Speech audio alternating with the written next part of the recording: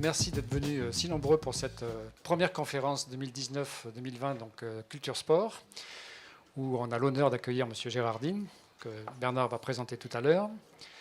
Donc nous sommes là pour 2 heures de présentation, d'échanges et de questions sur la génomique, un mot bizarre qu'on va vous éclaircir et expliquer.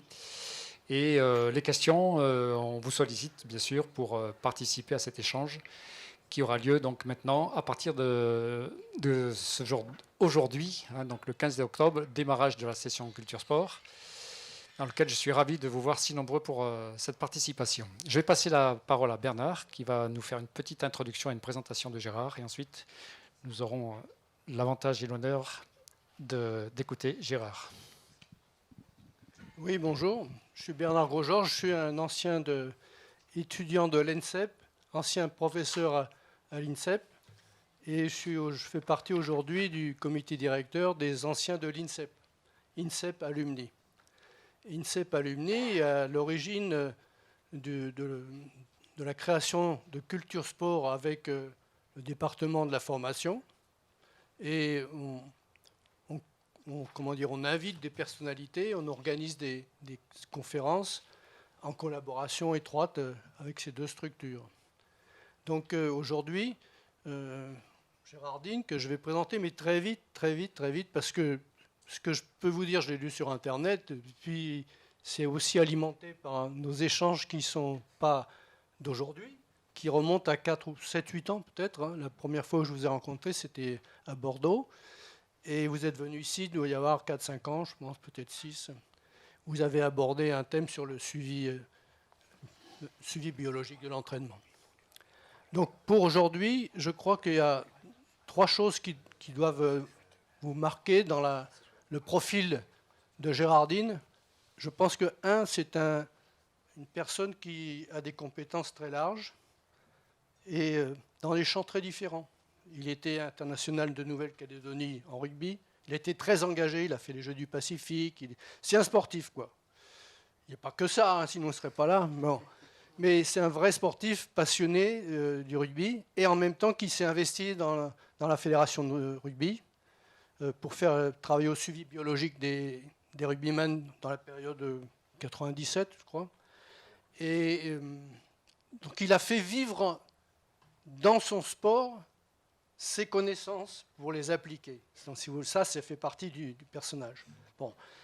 Et il est allé même beaucoup plus loin, c'est la deuxième facette, c'est que il s'est investi énormément dans les fédérations internationales. Ça, c'est-à-dire que quand on connaît des choses, le bout du bout, c'est d'aller jusque dans faire bouger les instances, quoi. Sinon, ça ne sert à rien de connaître plein de choses si les instances marchent dans le sens contraire. Donc il a été consultant auprès de Lucie, vous comprenez vite pourquoi. Il a travaillé au niveau de l'AMA, il a été à l'initiative de ce qu'on appelle aujourd'hui le créateur, même du passeport biologique de l'athlète. Donc on peut dire que c'est le père spirituel de cette chose qui est en pleine mutation, vous comprendrez aujourd'hui aisément. Donc il était engagé dans le sport, il est engagé aussi dans les instances représentatives, et il est engagé dans le devenir des biotechnologies et notamment des aspects du génotype, typage de l'ADN et tout ce qui peut se raccrocher à ces aspects-là au regard de la performance. Donc voilà un petit peu, et ces trois facettes font la richesse du personnage. C'est-à-dire que moi, à chaque fois que je l'ai rencontré, je me suis dit, vous me faites froid dans le dos avec tout ce que vous dites. Et je pense qu'il risque de faire pareil auprès de vous ce soir, aujourd'hui. Et je ne vais pas être plus long, voilà. Et je vais vous dire maintenant un peu comment on va procéder pour cet événement d'aujourd'hui. Il y aura 3 parties. Une première partie où on fera un état des lieux un petit peu sur le dopage, on va dire, et puis ses prolongements avec ses nouvelles formes présentes et à venir. Le deuxième niveau, ça sera les aspects de la blessure et de la prévention et de la réparation des blessures, toujours avec le filtre du génotypage. Et la troisième partie concernera les aspects éthiques qui ne manqueront pas d'être soulevés quand on aura parlé de toutes ces choses. Bon. À chaque partie, on donnera la parole à la salle pour que les questions soient en continuité avec ce qui vient d'être dit. Et donc, on aura 3 séquences. Voilà un petit peu le cadre du travail de cet après-midi. Voilà, j'en dis pas plus parce que je pense avoir été suffisamment long. Si vous voulez en savoir plus sur ce monsieur qui est une grande personnalité, ben vous faites comme j'ai pu faire de mon côté. Essayez d'aller vous promener sur Internet, vous apprendrez plein de choses. Voilà, merci. Merci Bernard. Je voudrais excuser l'absence de Jean-François Toussaint, qui a beaucoup de travail, qui vient de l'étranger, donc il est venu tout à l'heure s'excuser. Donc voilà, il nous souhaite une bonne conférence. Nous allons passer au menu. Depuis 3 ans, j'ai fait valoir mes droits à la retraite de mes fonctions médico-hospitalières, puisque pendant 25 ans, j'ai dirigé un laboratoire de biologie spécialisée dans le domaine des maladies du sang et un service d'hématologie pour traiter les cancers du sang au CH de Troyes. Parallèlement, j'ai participé à la création de l'Université de technologie de Troyes. Et comme j'avais une valence d'ingénieur, je n'ai pas été nommé professeur dans une fac de médecine, mais professeur à l'École centrale de Paris, où j'ai enseigné les biotechnologies. Je suis en retraite aussi, mais ils ont voulu me garder. Et maintenant, je ne suis plus que professeur associé. Voilà. Je suis également en relation avec l'IRMES. Pourquoi j'ai mis l'IRMES sur cette diapositive? C'est parce que vous verrez dans le déroulé de l'exposé qu'une partie des travaux qui ont participé à une vision différente de ce que je fais par rapport au dopage ont été faits dans le cadre de l'IRMES. Donc on va démarrer. Donc je démarre très clairement en vous donnant 2 définitions. Parce que ce que vous allez voir là est appliqué au domaine du sport. Et dans le domaine du sport, je coordonne un certain nombre de laboratoires de terrain, essentiellement des laboratoires STAPS, à partir d'une puissance de calcul qui se trouve évidemment dans mes environnements technologiques et autour de Centrale et de l'UTT. Quand on parle d'approche génomique, il faut savoir que nous sommes des phénotypes. Appliqués au sport, la taille est un phénotype multigénique. C'est-à-dire que vous avez des dizaines et des dizaines de processus géniques qui interviennent dans la taille. Idem pour la morphologie. Ce sont donc des phénotypes qui sont très importants pour la performance sportive en fonction du fait que vous faites, comme Biles, de la poutre ou que vous soyez pivot de rugby comme Rudy Gobert. Là, je vous donne des exemples que je connais bien parce que ce sont des sportifs incroyables. Ils relèvent de phénotypes différents. Mais ces phénotypes sont multigéniques. Vous pouvez avoir dans la performance des phénotypes quasiment monogéniques, c'est-à-dire un gène contrôle, donc un génotype contrôle un phénotype. Par exemple, le CK, la créatine kinase, qui joue un rôle essentiel dans la capacité de balancer de l'ATP au niveau musculaire, c'est un gène. Donc là, vous avez un phénotype monogénique. Et vous pouvez avoir, par exemple, dans les typologies musculaires, des phénotypes légèrement oligogéniques, quelques gènes. Donc ça, c'est très, très important. Donc depuis que le sport est devenu une science, et vous en êtes représentatif, la science du sport, un certain nombre d'environnements permettent d'apprécier le pourquoi de la performance, ou du moins d'analyser la performance. Vous avez toutes les mesures anthropométriques, c'est l'histoire et ça continue. Tous les outils biomécaniques, c'est l'histoire et ça continue. Les outils de laboratoire physiologique, c'est l'histoire et ça continue. Et comme vous le savez, grâce aux objets connectés et aux capteurs et aux logiciels de traitement, aujourd'hui, sur le terrain, tout le monde est tracé, littéralement. Accélération, décélération, VO2 embarqué.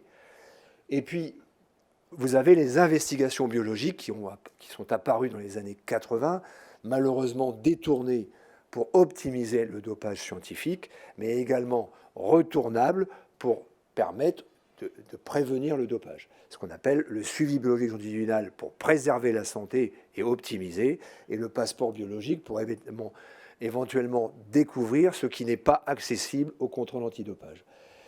Tout cela permettait déjà d'emblée de faire des différences entre les groupes. ethnique les individus au sein d'un groupe ethnique par rapport à la performance. Par exemple, prenez l'enzyme CK.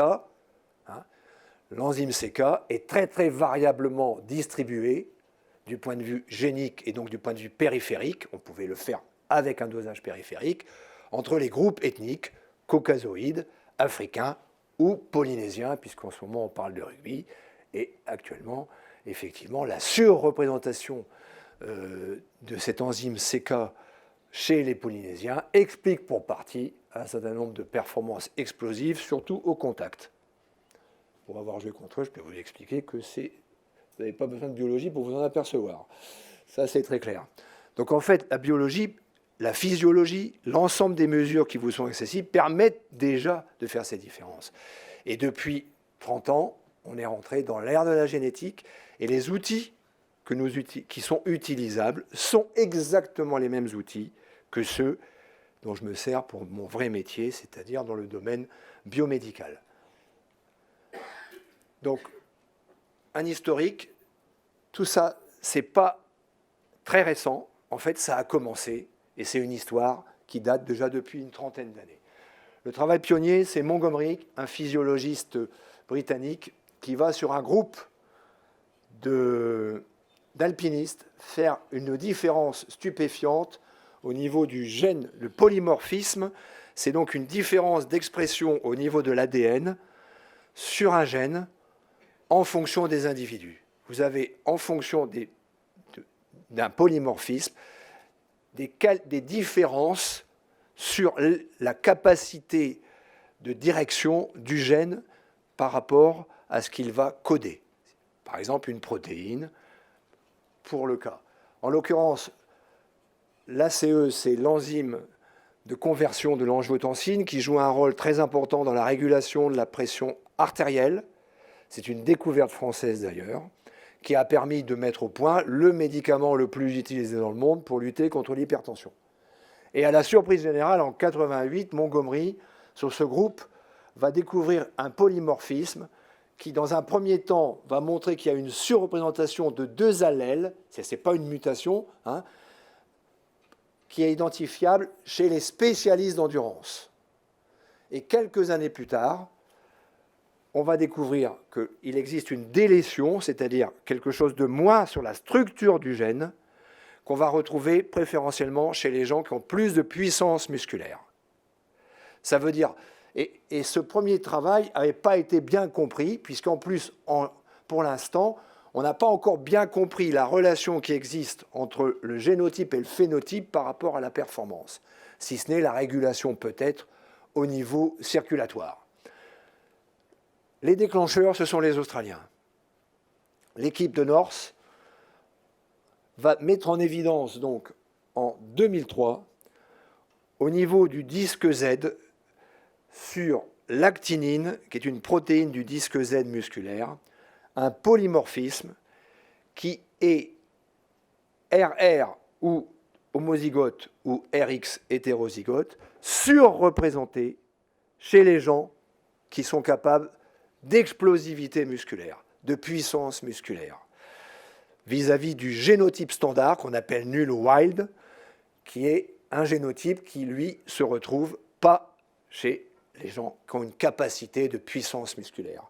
Et là où ça... Alors, la grande presse va traduire cette découverte comme le gène du sprinter. C'est un mauvais terme. Il n'y a pas 2 gènes du sprinter. Il y a des gènes effectivement de la puissance musculaire explosive, donc du sprinter. Mais ce qui va être important, c'est que dans la culture australienne et dans cette culture ce que j'appelle des anglo-saxons de l'outre-mer, par rapport aux Britanniques qui sont des Européens, même s'ils vont quitter l'Europe, les anglo-saxons de l'outre-mer n'ont pas de frein, ont beaucoup moins de freins éthiques et philosophiques, et surtout c'est des spécialistes du transfert de technologie. Et immédiatement, en 2004, ils vont sortir le premier test commercial, dont vous avez le nom commercial, sur la recherche du génotype actinine. En fait, parallèlement, les hématologues, c'était les gens comme moi, avaient trouvé des choses concernant la performance, mais comme on travaillait sur la façon dont se fabriquait le sang dans la moelle osseuse, on n'avait pas imaginé d'emblée les retombées immédiates sportives. En 1993, De La Chapelle, qui est un Américain, contrairement au nom bien français qu'il a, c'est un Américain de la Louisiane, je vous rappelle, 1803, enfin bref, hein, va, avec une équipe finlandaise, c'est une histoire incroyable, découvrir chez un skieur de fond qui s'appelle Eero Mäntyranta, qui va gagner plusieurs médailles d'or sur ski de fond, sur 3 GO, en particulier en 64. Dans la famille, ils ont tous trop de globules rouges, le PO n'existe pas, tous trop de globules rouges, et ils ne sont pas malades, à la différence des maladies du sang où on a trop de globules rouges. Et ils vont trouver un truc incroyable que je vais vous montrer, c'est-à-dire qu'il a 30% de globules rouges en plus que la norme standard, ce qui explique sa capacité de performance dans un effort aérobie. En fait, ça, c'est le récepteur sur les cellules de notre moelle osseuse à l'EPO, la molécule en haut. Il y a là, en l'occurrence, une mutation, donc c'est quelque chose de rare, de très rare. Il y a une mutation et il n'y a pas de rétrocontrôle du message, de la clé qui est l'EPO par rapport au récepteur qui est la serrure. Et donc, il n'y a pas de rétrocontrôle et ils produisent trop de globules rouges sans être malades. Okay, et ils sont donc champions de ski de fond. Il va s'écouler 30 ans entre le moment où il exerce et la découverte, puisque c'est seulement à partir de 85-90 qu'on va être capable d'analyser facilement l'ADN. D'accord ? Les choses vont s'accélérer à partir de ce moment-là. Elles vont s'accélérer non pas à cause des intérêts sportifs ou à cause des intérêts médicaux, qui sont très importants, les intérêts médicaux. Les intérêts sportifs, pour l'instant, personne ne les voit, hein, parce que c'est de la science-fiction. Personne n'imagine qu'on va pouvoir faire ça. Ces intérêts, comment dirais-je, humanitaires, médicaux, sont poussés par la capacité de vouloir traiter des maladies qui sont inaccessibles, parce qu'on n'a pas les clés. Et en 2000, on va découvrir cette fois-ci une mutation acquise. C'est-à-dire, ce n'est pas génétique, ce n'est pas transmissible. C'est l'ADN qui va muter sur un gène, au sein d'un gène. Il y en a une qui va vous donner une maladie pas drôle du tout, une polyglobulie, et je ne vais pas vous expliquer ce que c'est, et là, il faut qu'on vous soigne. Hein.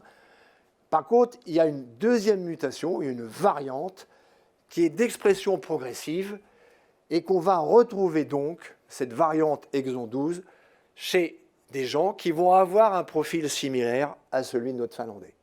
D'accord ? Voilà comment ça se passe, c'est-à-dire que ces gens ont plus de globules rouges. Le bémol, c'est comme c'est une mutation sur quelque chose qui peut devenir pathologique, à terme, ils peuvent, au bout d'un certain temps, faire la maladie de ceux qui ont la mutation de base. Mais ça leur donne un avantage en transport d'oxygène. Et bien entendu, ils n'ont pas besoin d'EPO. En clair, si on avait donné de l'EPO à Eero Mäntyranta, on transformait son sang en boudin. Et comme vous le savez, le boudin, ça ne circule pas. Donc, il ne serait pas capable de performance. 2003, c'est la découverte que nous mettons en place de manière totalement involontaire. Il faut toujours savoir accorder à la chance les choses des découvertes. On a parlé tout à l'heure de passeport biologique. Le passeport biologique conçu pour le Tour de France n'est pas accepté par l'UCI. Hein. Je ne vais pas vous reprendre l'histoire. Armstrong va gagner 7 Tours de France. On est bien d'accord. Si on l'a mis en place, il n'aurait pas gagné le premier. Voilà, c'est comme ça, c'est la vie. Hein. C'est pas de la biologie, c'est autre chose. Mais le ski de fond, toutes les disciplines nordiques sont totalement gangrénées par le dosage sanguin, le dopage sanguin, en particulier l'EPO. Et donc, on va nous permettre, la FIS-CELIBU, de mettre en place le passeport biologique sur tous les skieurs de fond. Ça faisait 600 skieurs de fond à gérer par international, bref, c'est de la logistique. Hein. Et on va mettre en évidence, tout de suite au passeport, des gens hors normes, sans qu'ils soient convaincus de dopage. C'est-à-dire qu'on ne retrouve pas d'explication de dopage sanguin. Or, ils sont hors normes sur le passeport biologique. Évidemment, on va chercher ce qu'ont trouvé ceux d'avant. Pas de peau, on ne trouve pas. Comme on est dans une équipe de technologues et qu'on met au point des tests de génétique et de génomique, on se dit, tiens, on va cibler tous les tests qui sont à notre disposition, même s'ils ne sont pas encore accessibles, et badaboum, on va trouver en 2003 qu'il y a des mutations préférentielles sur les filières du fer, élément indispensable à la production d'ATP au niveau de la mitochondrie, au niveau de la myoglobine et au niveau de l'hémoglobine pour transporter l'oxygène. Et on découvre que certaines mutations sont délétères, évidemment, ça on le savait parce qu'elles donnent la maladie qui s'appelle l'hémochromatose, mais d'autres le sont beaucoup moins et offrent un avantage fantastique au niveau performance. Et il faudra attendre qu'on ait une autorisation via l'IRMES en 2011 de génotyper 800 sportifs de haut niveau olympique français pour pouvoir confirmer la découverte de 2003. Et c'est pour ça donc que l'IRMES apparaît dans ma diapositive, puisqu'il a fallu faire un travail de fond à ce niveau-là. Alors très rapidement, eh bien, quand vous avez cette mutation, vous préservez votre capital fer. Vous n'êtes pas obligé de le prendre en l'absorbant pas bien par tube digestif. Vous n'êtes pas obligé de vous faire une perfusion de fer. Et ça vous permet d'avoir un taux d'hémoglobine conservé et un niveau de myoglobine qui est l'interface d'oxygène pour la fabrication au niveau musculaire. Et à partir de là, vous avez un avantage sélectif. Voilà ce que ça donne sur les podiums mondiaux, olympiques et européens chez les skieurs de fond. Chez les garçons, la surreprésentation est un facteur 13 et chez les filles, évidemment, c'est encore plus important, c'est un facteur 16, puisque chez les filles, comme vous le savez, les filles ont 50% de stock en fer de moins que les garçons et donc elles sont des victimes absolues de l'entraînement intensif et du surentraînement sur la production énergétique au niveau de l'ATP par la carence fonctionnelle en fer qu'on ne peut pas lever en donnant du fer par la bouche, parce que ce fer, il est dans l'organisme, donc il n'est pas absorbé, il n'est simplement pas disponible. Et c'est ça l'intérêt de cette découverte. Donc voici la publication Princeps, puisque je suis ici dans la maison de l'IRMES aussi. Voilà. 2004, les Belges, l'université de Gand, sont des vétérinaires, vont découvrir un truc incroyable, c'est-à-dire la surreprésentation statistique chez les blancs-bleus belges, qui est le bovin des Belges, d'une mutation sur le gène de la myostatine. La myostatine, c'est une protéine de régulation de la prolifération musculaire. Quand cette myostatine est mutée, à cause de la mutation, vous avez automatiquement donc une prolifération musculaire qui est moins contrôlée et donc une surmusculation. 6 mois après la découverte de cette mutation, l'équipe allemande de Schulke va découvrir la même mutation chez les mammifères humains, avec une surprise absolue. Cet enfant, qui aujourd'hui est un préadolescent ou un adolescent, très protégé, est homozygote à cette mutation, c'est-à-dire qu'il a les deux gènes mutés. Et si vous voulez, à ce niveau-là, sa maman était hétérozygote et championne d'Europe, ancienne Est-allemande de sprint, sans forcément besoin d'être dopée, puisqu'elle avait cette capacité musculaire absolument surprenante. Alors vous verrez la suite, puisque aujourd'hui nous avons le plan de la mutation. 10-9 grammes dans ma main, c'est l'ADN là, du gène de la myostatine. Et ce que nous faisons en thérapie génique, pour maintenir en vie les myopathes au niveau du cœur et du diaphragme, c'est une thérapie génique avec cette mutation qui peut conserver le muscle. Vous voyez que tout est transversal et que grosso modo, au plan scientifique, il n'y a pas de différence. Ce qui change, c'est l'application. Mais à partir du moment où vous avez la connaissance et que vous cherchez l'application, vous pouvez trouver des applications différentes. Et ici à droite, je ne vous parlerai que celui de droite, vous avez un lévrier manipulé avec la même mutation que le bovin. Il n'y a qu'un bémol chez le lévrier, c'est qu'il va beaucoup plus vite que les autres, mais il est tellement puissant qu'il se luxe sur les deux hanches au démarrage, ce qui évidemment sur le plan de la performance et du phénotype n'est pas intéressant. Donc ça peut vous expliquer quand même qu'il peut y avoir des gags. Donc simplement pour information, à côté vous avez les deux souris de Lee Sweeney, qui est un physiologiste fantastique des États-Unis, et qui vient de réussir la première thérapie génique sur les enfants de Duchenne, les myopathes de Duchenne, pour pouvoir les remettre debout.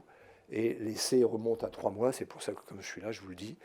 C'est son premier travail, c'est la différence entre une souris qui fait de la musculation, même programme de musculation lourde, mais la souris de droite qui vous paraît plus grosse, a 30% de masse musculaire en plus et 15% de masse grasse en moins, donc la grosse c'est la petite, et elle est 4 fois plus balèze en musculation lourde.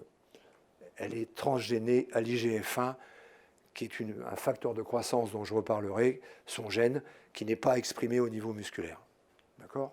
Donc vous voyez que tout ça est relié scientifiquement, et une partie des progrès qui ont été accomplis sur le muscle du sportif l'ont été par la fantastique introspection qui a été menée grâce à la recherche sur les maladies musculaires.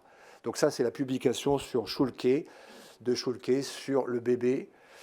On continue, 2004, enfin, polymorphisme d'un gène, le gène de l'IGF-2. Donc l'IGF-2, c'est l'insuline grosse factor 2, c'est une hormone de croissance produite par le foie, ce n'est pas la principale. La principale, c'est l'IGF-1. L'IGF-2 joue un rôle important dans l'embryologie, dans la croissance. Il y a un polymorphisme. Cet IGF-2 donc, joue un rôle dans le développement musculaire humain. Schreger, en 2004, va montrer une relation significative à la masse maigre, à la masse musculaire squelettique, à la force musculaire. Et les Japonais vont confirmer ça sur les muscles postérieurs du rachiste chez les judokas, dont on peut penser qu'effectivement, ce sont des muscles essentiels dans la confrontation du combat.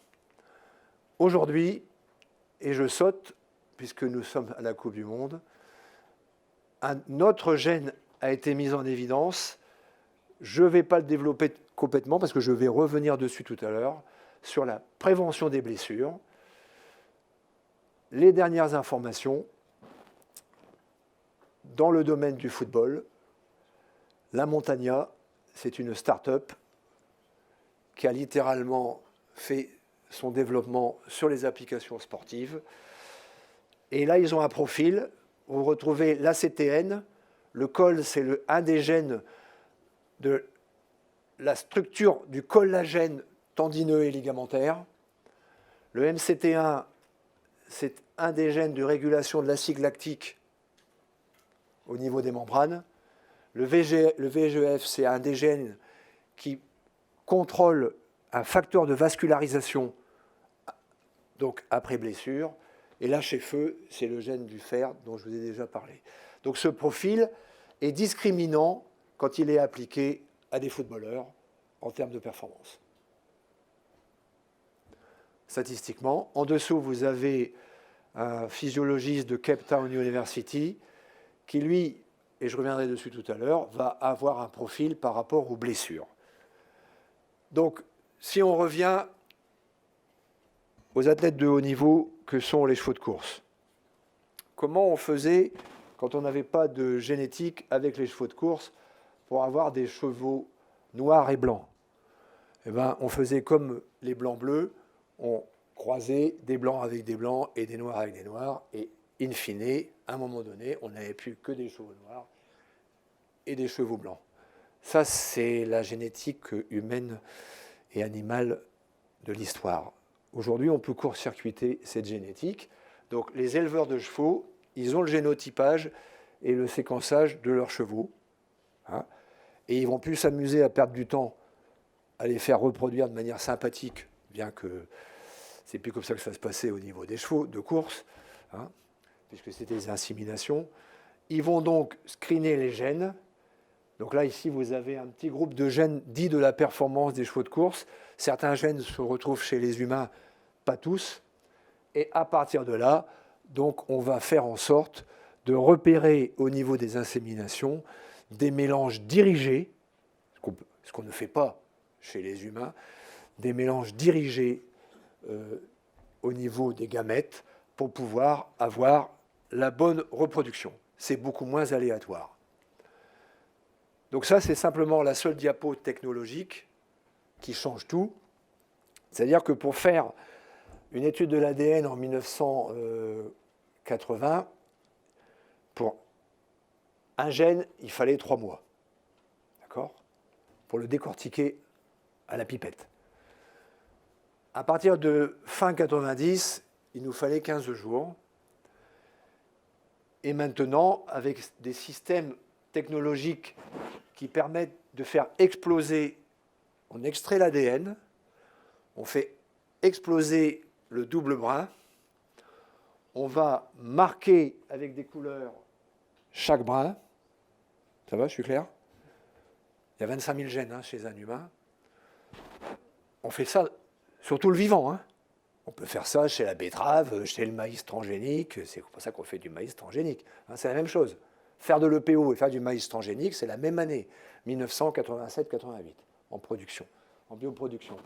Donc on met ça dans un système de colonnes liquides sans interférence. Je ne rentre pas dans les détails. On a des systèmes de laser avec des détecteurs qui repèrent les couleurs. Ça vous donne des millions de combinaisons qui s'allument. Et derrière, évidemment, il faut un programme informatique et donc des bioinformaticiens pour faire le séquençage. C'est comme ça qu'on fait le séquençage. Et aujourd'hui, on fait un séquençage en moins de 24 heures. Voilà. Vous serez tous séquencés, en tout cas ceux qui ont moins de 30 ans aujourd'hui, puisque si vous ne le savez pas, je vous le dis, le plan national de séquençage de la population française a été lancé par l'État français. C'est un plan public qui va concerner des applications essentiellement sur les maladies génétiques, les maladies cancéreuses, les maladies dégénératives. Et globalement, une grande partie de la salle présente sera séquencée. Je ne sais pas si moi, il y aura intérêt à me séquencer. Ça va dépendre de ce qui pourra m'arriver du point de vue de la santé. Voilà. Mais en première intention, je ne suis pas sûr que je sois un modèle intéressant à être séquencé tout de suite. Ça va, c'est clair? Comment les choses s'accélèrent économiquement et commercialement sous l'influence des anglo-saxons de l'outre-mer, en particulier des Américains. La FDA, c'est l'Agence fédérale Drug Administration, c'est-à-dire celle qui gère la santé aux États-Unis, c'est-à-dire les produits de santé et l'alimentation. À la différence de l'Europe, on a des agences différentes. Et donc, je vous demande de regarder. Là, on est en 2017. C'est ce que la FDA, au plan de la production commerciale non publique, accorde l'agrément en termes de tests par rapport aux maladies. Et dedans, cette société s'appelle 23andMe. Elle fait des tests pour la pathologie, pour la santé. D'accord? Ceci étant, vous retrouvez déjà quelques tests qui ont un intérêt sportif, puisqu'on est entre la pathologie et la santé. Ça va? Ça, c'est, et vous retrouvez un nom que vous avez vu tout à l'heure, Montgomery, c'est le même. C'est le programme britannique d'études génétiques de la performance, lancé après l'obtention par les Britanniques des Jeux Olympiques pour 2012. Ils ont créé une agence qui s'appelle UK Sport. Ils ont mis autour de la table l'ensemble des forces véritables d'un pays, c'est-à-dire la science. En Grande-Bretagne, vous avez Oxford et Cambridge. Les gens d'Oxford et Cambridge, quelle que soit leur position, en particulier ceux qui s'occupent de réanimation cardiaque après greffe de cœur, sont venus pour discuter. C'est ça qui a permis de faire aboutir les compléments dits cétogènes, aujourd'hui à disposition. C'est un transfert de technologie qui est passé et qui est venu d'Oxford grâce à UK Sport. Donc ils ont mis les industriels et ils ont mis les sportifs et les autorités pour, dans un cadre éclairé, transparent, utiliser une approche génétique. Alors évidemment, ce sont des Britanniques, donc ils n'ont pas dit on va essayer de comprendre la performance. Mais ils ont dit on va essayer d'appréhender le moyen de préserver la santé par rapport à l'entraînement pour éviter les blessures en mettant en place des programmes personnalisés. Ça va? C'est une façon de présenter les choses. Sauf que depuis, la Grande-Bretagne est devenue la 3e puissance olympique du point de vue sportif. Cherchez l'erreur. Comme vous le savez, dans la performance sportive, il faut du matériel. Donc la technologie joue un rôle. C'est indéniable. Donc il faut une mission pour s'occuper du matériel, des pointes, du sol, des perches. Vous avez des sports où le matériel joue un rôle discriminant la performance. Mais une grande partie des sports, des disciplines sont anaérobies. Donc ça relève de la biologie. Eh bien, les Britanniques, eux, ils étudient ce facteur discriminant de la performance, qui est la biologie. Ça veut dire que leur programme de détermination génétique de la performance a 10 ans. Et c'est pour ça qu'ils sont quand même pas trop nuls au niveau des résultats. Et il y a beaucoup de retombées. Donc là, je vais passer très vite parce que j'y reviendrai. Donc, qu'est-ce qu'on sait faire aujourd'hui en termes de profil de performance? Je vous en donne 2, et après on fera une petite pause, si vous voulez, pour les questions. J'espère que je ne vous agresse pas du point de vue de mes propos, et que vous avez l'impression de rentrer, qu'on va sur Mars, là, en l'occurrence. Tout ça, c'est accessible. Hein. Si vous me demandez la même chose demain, tout à l'heure, je vais vous montrer où vous allez pouvoir vous adresser pour le faire. Hein. Il n'y a pas de problème. Comme je vous l'ai dit, c'est qu'une question de dollars. C'est entre 50 et 300 dollars aujourd'hui. Donc voici un profil endurant en haut. Vous avez donc le gène ACE. Il vous faut, évidemment, rien ne vous interdit de faire de l'endurance si vous êtes muté sur l'actinine, mais vous pouvez imaginer que vous pourrez toujours vous manger des kilomètres. Vous allez quand même avoir du mal à recruter les filières énergétiques nécessaires, puisque vous êtes plutôt doué pour l'explosivité.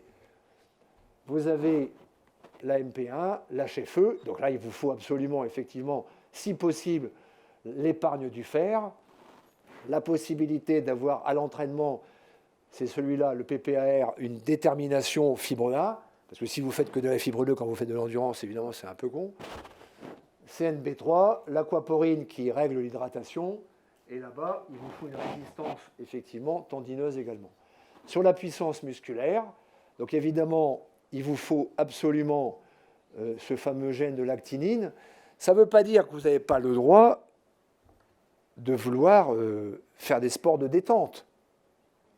Mais, évidemment, vous aurez un frein à la limite de votre performance. C'est malencontreux, mais c'est comme ça. Le CKMM, qui est le gène qui régule la potentialité CK au niveau musculaire par rapport à l'ATP, la myostatine dont je vous ai déjà parlé, le NOS qui est au niveau de la vasodilatation des capillaires, et l'IL6 qui est un gène qui joue un rôle dans l'inflammation, c'est-à-dire la capacité à pouvoir ne pas être perturbé par trop d'inflammation. Donc, comment ça se passe aujourd'hui? Eh bien, au plan mondial, et la France n'est pas dedans, vous avez un programme qui s'appelle Athlon Project Consortium. Et si vous êtes un grand espoir du football, et si vous êtes recruté par le FC Barcelona ou le club de Naples, vous avez toutes les chances, si vous avez moins de 15 ans, qu'on va vous faire un séquençage total au niveau de votre profil pour savoir comment on va pouvoir éviter éventuellement les blessures, mais surtout éventuellement savoir si ça vaut peut-être le coup d'investir sur vous, même si à 13-14 ans, vous jouez bien au foot. Voilà. Une partie de ces analyses pour Barcelone et Naples sont en fait réalisées par des laboratoires académiques, laboratoires universitaires académiques, qui travaillent pour la recherche. Je reviendrai dessus tout à l'heure sur l'aspect éthique. Mais une partie de ces laboratoires académiques ont en fait des pas de porte, essentiellement dans le monde anglo-saxon, des pas de porte Internet sous forme de start-up de commercialisation des tests. On fait la première pause sur les questions. Oui, on va faire la première pause. Y a-t-il des questions Bonjour, je m'appelle Nathan. Bonjour. En fait, j'ai 2 questions.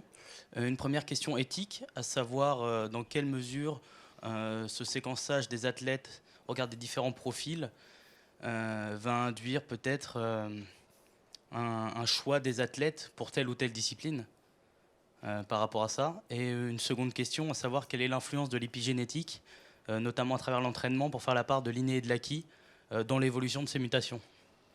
Tout à fait, très bonne question. Donc la question numéro 1, on répondra tout à l'heure, puisque je finirai sur le côté éthique, et je vais vous montrer la réalité aujourd'hui qui vous est accessible ce soir. Vous pouvez taper, vous trouverez les 50 portails dont je vais vous les présenter, il y en a peut-être plus encore aujourd'hui. Donc la question éthique, effectivement, elle est posée, donc on l'abordera tout à l'heure. Sur l'épigénétique, c'est très très important. les gens qui font de la bioinformatique appliquée au sport, on dirait que c'est 60-40. Ouais.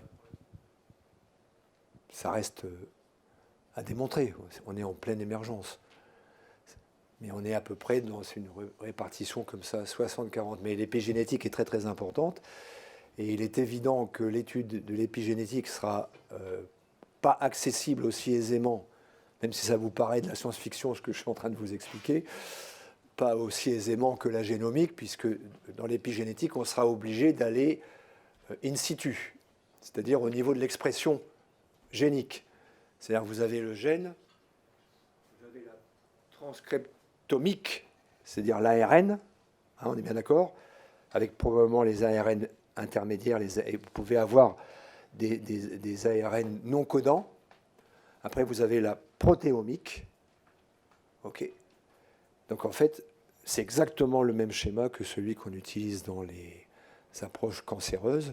C'est-à-dire qu'on peut régler des problèmes au niveau de la génomique. Parfois, au niveau de la transcriptomique, on va travailler sur les ARN. Et au niveau de la protéomique, c'est-à-dire au niveau de la structure protéique. Ça va, j'ai été clair? Pour l'éthique, on viendra dessus tout après. Bonjour. Vous avez parlé tout à l'heure que les femmes avaient des carences en fer de 30% par rapport aux hommes. Le stock en fer de la femme est inférieur en général de 30 à 50%. Pour des raisons physiologiques que je n'ai pas besoin de vous expliquer. Et je voulais vous demander comment on pouvait réguler ou améliorer cette carence, parce que vous aviez dit que la complémentation orale ne marchait pas. C'est compliqué parce que, en fait, dès que vous faites du sport intensif, au-delà de 20 heures, 25 heures, vous gérez. Alors, effectivement, c'est pour ça que le gène HFE joue un rôle important. En fait, votre organisme va stocker le fer et ne sera plus disponible pour la production, en particulier pour la myoglobine et pour l'hémoglobine des globules rouges.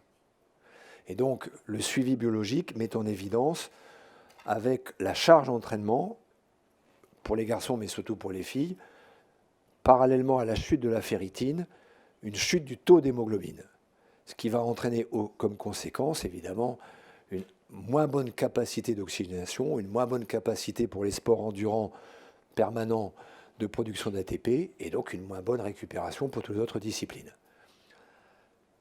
Le fait de prendre du fer, le problème, c'est que le mécanisme, on ne l'a compris que depuis une dizaine d'années. Alors là, je vous donne deux noms. Hepcidine, qui est comme l'insuline du fer produite par le foie, et érythrophérone, qui est une autre protéine de communication qui relie la fabrication des globules rouges, l'oxygénation à la production d'hepcidine pour l'épargne du fer. Et dans l'entraînement lourd, on a le même mécanisme que dans les maladies inflammatoires, et le fer est donc stocké, mais pas disponible. Sauf que l'absorption du fer dans notre organisme se fait par le tube digestif. Mais l'organisme sait qu'il ne manque pas de fer, alors qu'il n'est pas disponible. Ça va, je suis clair? À partir de là, il n'y a qu'une seule solution chez les sportifs qui ne sont pas des malades, c'est de faire ce qu'on fait aux malades, perfusion de fer. Puisque quand vous prenez le fer par voie digestive, surtout si c'est un fer médicamenteux et donc chimique, le risque, c'est une efficacité perturbée et pas absolue, mais surtout une sensibilisation dans 30 à 40% des cas, chimiquement, du tube digestif à ce fer chimique à l'individu. Voilà. Donc en fait, si vous voulez, c'est ce qui explique le schéma d'efficacité des gens mutés sur le fer par rapport à ceux qui ne sont pas mutés. Ils ont une épargne du fer par mutation. C'est d'ailleurs quelque chose qui a permis à l'espèce humaine, et surtout aux caucasoïdes, de surnager dans les années, parce qu'on a remonté par paléogénétique le moment de la mutation, donc c'est au moment des glaciations, quand les caucasoïdes se sont retrouvés privés de viande pour acquérir le fer héminique. C'est ce qui est, cette mutation probablement accidentelle a permis. C'est pour ça qu'elle est très très présente dans les populations caucasoïdes avec un gradient nord-sud. Voilà. pour les autres populations, les autres groupes ethniques, il y a d'autres perturbations. Voilà. Je vais arrêter là, ça répond à votre question. C'est un vrai problème, le faire dans toutes les disciplines sportives, et pour les filles, bien entendu. C'est-à-dire que, si vous voulez, l'efficacité sera moindre, et surtout le risque, c'est que non seulement ça sera moins, donc si vous n'avez pas de suivi biologique très très efficace avec ferritine et hémogramme, évidemment il va y avoir un problème, parce que vous ne serez jamais... Donc il faut faire un suivi biologique très pointu, avec les bons paramètres, et la difficulté, si vous voulez, c'est que comme ce fer, c'est pareil pour les patientes, pour les patients ou patientes, ce fer risque d'entraîner une sensibilisation digestive. Ce qui n'est évidemment pas un bon résultat, quoi. En clair, une intolérance, pour parler poliment. J'ai une question Oui. dont on a parlé à midi, concernant les publics, certains types de publics avec des phénotypes spécifiques, notamment les tongiens. Est-ce que vous pourriez rappeler un petit peu le profil et pourquoi tel morphotype?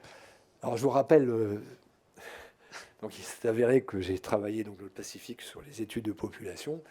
En fait, les Polynésiens sont des pré-asiatiques.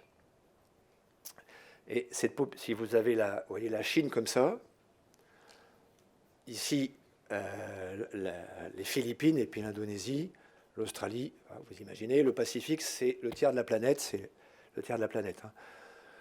Et donc, ils ont été marginalisés par les vagues de population asiatique, et ils se sont retrouvés marginalisés. Et leurs origines, c'est probablement Formose, ce qu'on appelait Formose, Taïwan. Et donc, progressivement, ils sont descendus et repoussés en permanence par des populations plus modernes, plus actives. C'est l'histoire de l'humanité. Et à un moment donné, ils se sont retrouvés au niveau des Philippines. Et à partir de là, ils n'ont pas eu le choix. Ils sont partis dans le Pacifique à la rame. Et c'est une migration très récente, puisque la colonisation de la Nouvelle-Zélande, c'est au Xe, XIe siècle seulement. Donc c'est le triangle polynésien, Hawaï, île de Pâques, Nouvelle-Zélande. C'est un triangle gigantesque. Donc ils sont arrivés comme ça, au milieu, quasiment au niveau de Tahiti. Et à partir de là, ils sont partis dans tous les sens. Et ils ont tout fait ça à la voile et à la rame, sur des pirogues. Et donc, grosso modo, il y a eu une déperdition assez exceptionnelle, pour parler poliment. Donc, en fait, il y a eu ce qu'on appelle des phénomènes de polymorphisme par rapport à la nourriture. Et en fait, leur organisme a des polymorphismes pour capter toute l'alimentation à potentiel énergétique, c'est-à-dire celle qui va permettre de faire de l'ATP. Ce qui est un avantage fantastique du point de vue énergétique. Là-dessus, comme ils étaient dans une situation de diète, ils ont développé des polymorphismes sur les CK. Par exemple, si vous dosez les CPK pour les Français, chez un Polynésien joueur de rugby et chez un Caucasoïde joueur de rugby, même équipe professionnelle, grosso modo, vous avez 5% des Caucasoïdes qui vont avoir des valeurs après match à 1000 et 50% des Polynésiens qui vont avoir 5000. Capacité énergétique, qui est un avantage fantastique dans un jeu qui s'appelle le rugby. Ça s'appelle la puissance explosive répétitive. Voilà, point. Par contre, c'est un désavantage fantastique dans l'évolution de leur population. Il n'y a pas plus de 5 millions de Polynésiens sur l'ensemble des îles. Je vous rappelle que nous, les Français, nous avons des joueurs polynésiens qui viennent de Wallis et Futuna et de Nouvelle-Calédonie et des Tahitiens, qui sont des gens qui ont vécu depuis 3 ou 4 générations en Nouvelle-Calédonie. Donc nous avons nos propres Polynésiens. Il y en a 3 ou 4 dans l'équipe de France en ce moment. Et donc ils ont cette capacité. Par contre, le désavantage est terrible sur le plan alimentaire, c'est que dès qu'ils sont passés à des alimentations riches en carbohydrates, en hydrates de carbone, ils sont à un risque diabétique majeur et d'obésité pathologique. Parce qu'ils captent tout de suite l'énergie. Voilà. Nous sommes des mammifères sensibles et fragiles. Voilà. Une question par ici, Jean-Michel. Bonjour. Quelle est la place du génétique dans la sélection et détection Est-ce on doit vraiment se fier qu'aux génétiques ou donner quand même la chance aux athlètes? Parce qu'on sait très bien qu'il y a des athlètes qui compensent ce génétique par du travail, de la motivation. Et il y a des athlètes aussi qui viennent des milieux très défavorables et ils veulent vraiment réussir. Alors ils travaillent plus que les autres et ils réussissent quand même. Mais la place de la génétique, elle sera celle que la société va faire. C'est tout. Biologiquement, si vous voulez, il est évident qu'il y a des prédispositions, que ces prédispositions vont autoriser, si vous vous entraînez intelligemment, des performances. C'est la combinaison de tout ça. L'épigénétique joue un rôle.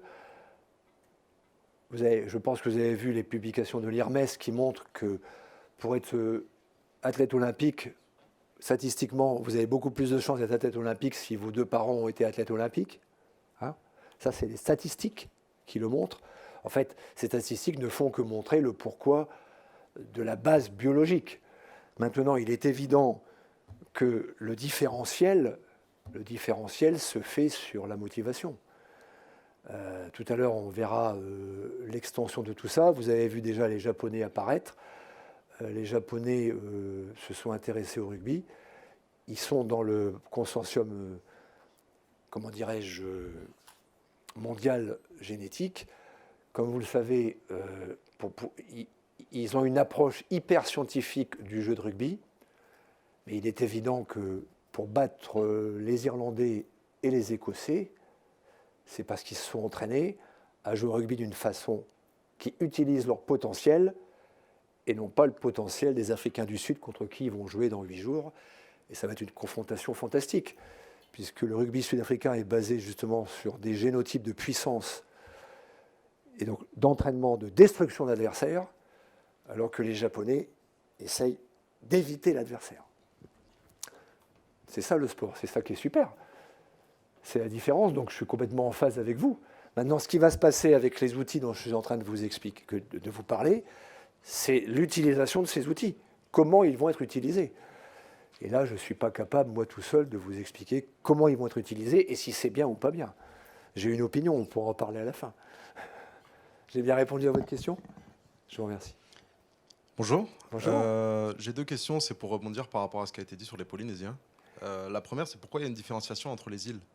Vous avez dit que les joueurs de rugby venaient principalement, les joueurs de rugby polynésiens venaient de Wallis et Futuna. Quand ils Non, venaient non, jouer en non, France. non, les Français. Oui, Nos quand Français. ils viennent jouer en France. Ils sont à Tahiti. Mais en fait, ils sont de Wallis.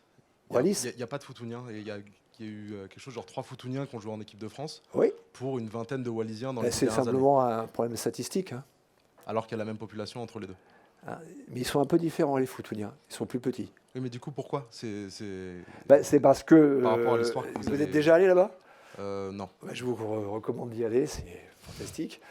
En fait, Wallis est accessible très facilement de Nouvelle-Calédonie par un avion quasiment tous les jours, alors que pour la Futuna, vous avez un avion de 15 à 20 places 3 fois par semaine.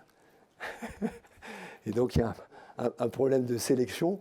Mais pour avoir eu à mes côtés Tinu Manuaolo, vice-roi de Futuna, deuxième ligne et le meilleur deuxième ligne que l'équipe de Calédonie en 1979 a eu pour gagner la médaille de bronze contre Samoa, je peux vous dire qu'il joue au rugby aussi.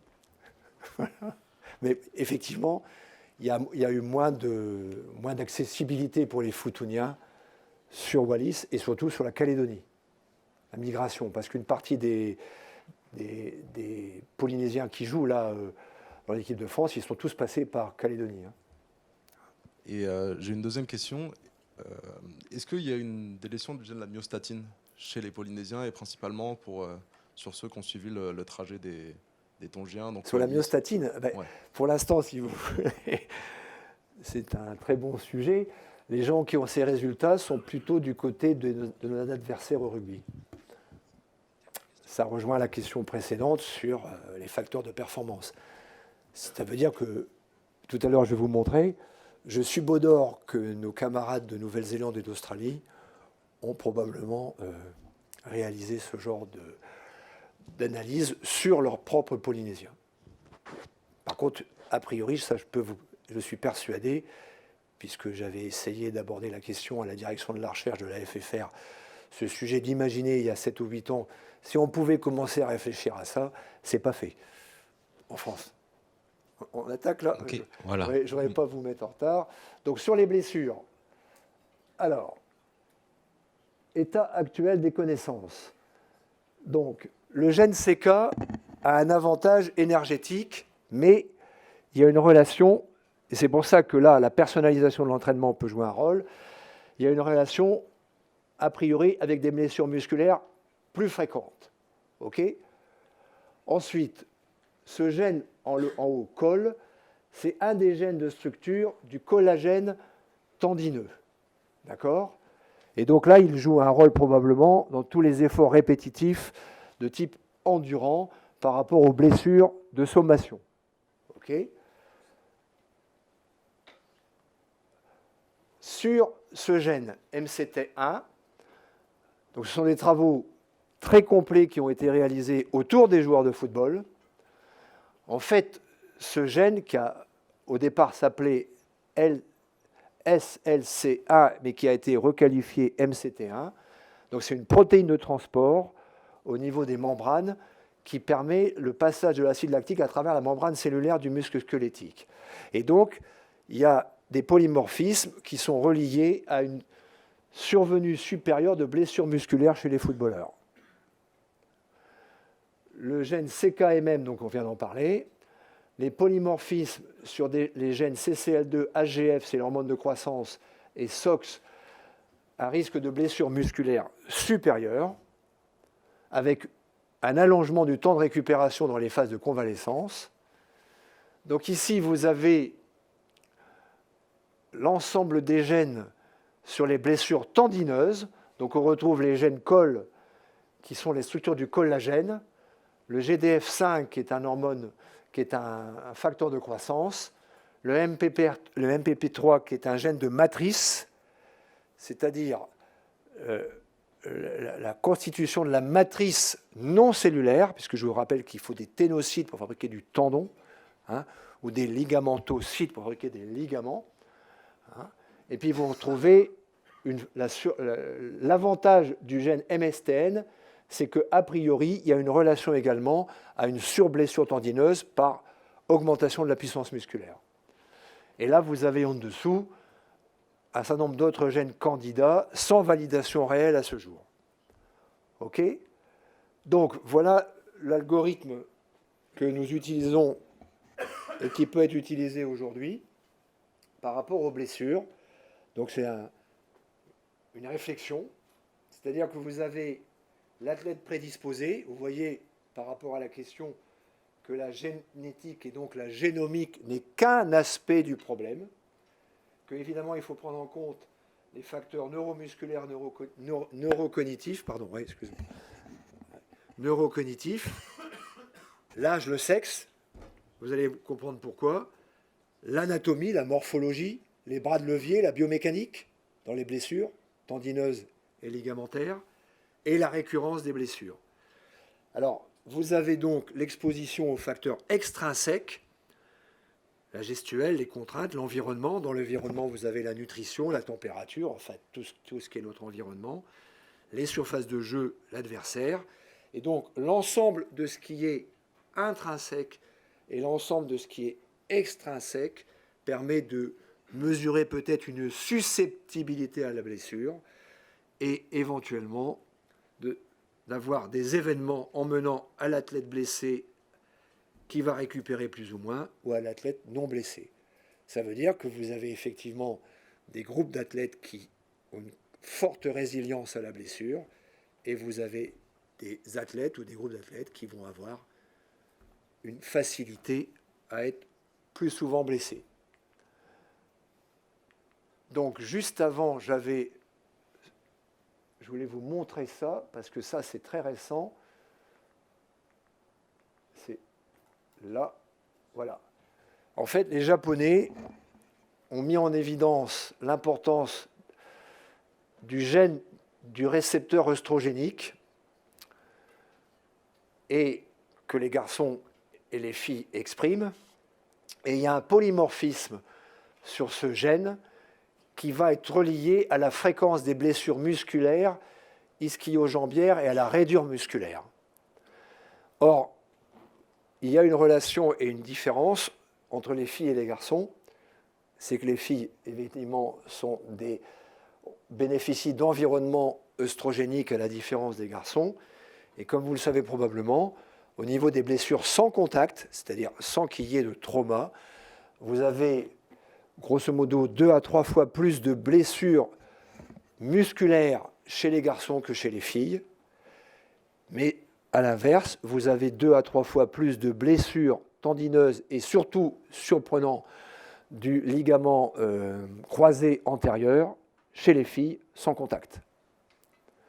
Et c'est manifestement dans cette relation que se trouvent les choses, dans cet environnement œstrogénique et dans les polymorphismes pouvant expliquer chez les garçons, et en tout cas entre filles et garçons, la différence des blessures sans contact, musculaires et éventuellement tendineuses ou ligamentaires.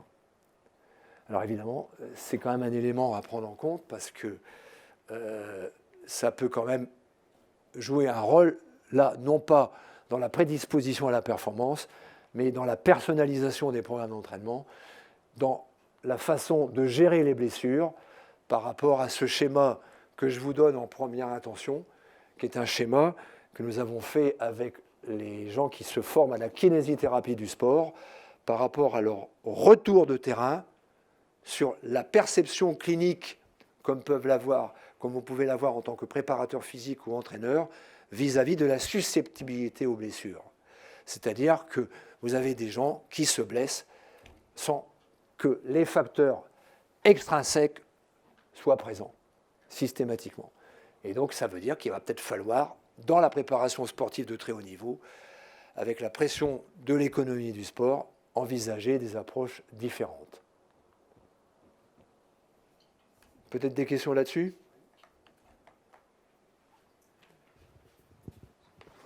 J'espère que je ne mets pas en brèche beaucoup de choses.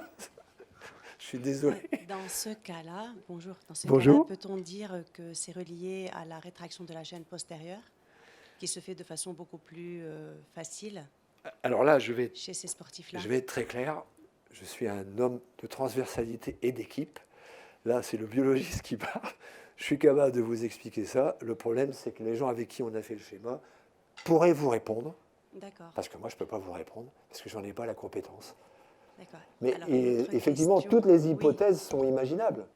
Oui, au niveau neurocognitif, comment vous faites? Ou neuromusculaire, en fait, au niveau de...